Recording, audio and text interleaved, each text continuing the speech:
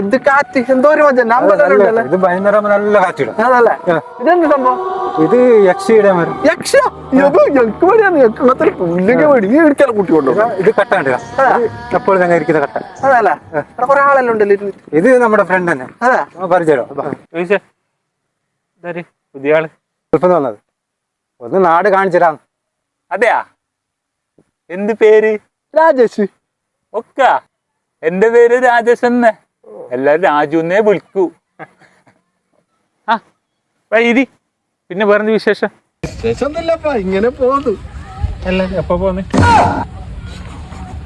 ഇവിടെ യക്ഷലുണ്ടല്ലോ. ഈ ദക്ഷിണ മെയിൻ നാടല്ലേ. അതല്ലേ ആ ഞങ്ങക്ക് ഭയങ്കര പേടിപ്പാ യക്ഷനെ. പേടിക്കണം, പേടിച്ചേ മതിയാവും. ലോ പ്രശ്നമായിന് പറയാനാന്ന് കുറേ കഥയുണ്ട്. ഇതാ മിനിയാന്ന് തന്നെ ഒരുത്തനിയിൽ നടന്നിട്ട് വന്നിട്ട് ബോധം കിട്ടുപോയി. എന്തോ കണ്ടിട്ട് പേടിച്ചിട്ട് പിന്നെങ്ങനെ വിശ്വസിക്കാതിരിക്കുന്നത്. മതി വിനേട്ടാ, വെറുതെ ആയാലും പേടിപ്പിക്കണ്ട.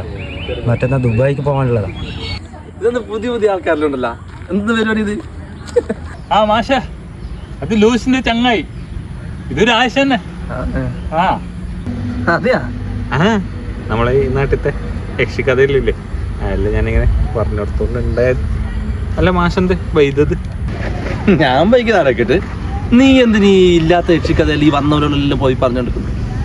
എന്ത് അപ്പൊ ഇല്ലാത്ത കഥ ഇവർ പറയുന്നത്?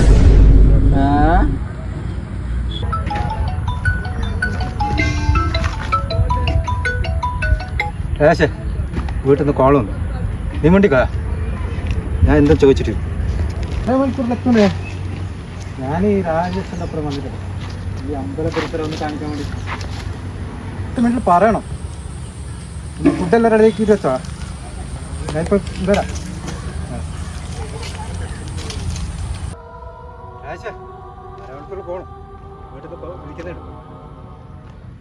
ആ നമുക്ക് പോവാം. ആയില്ല, അരമണിക്കൂർ ആകുമ്പോ അടുക്കെത്തുന്ന സമയമാകുമ്പോ ആയി പോവാ. ആടുന്നുണ്ട്, ആടുന്നുണ്ട്.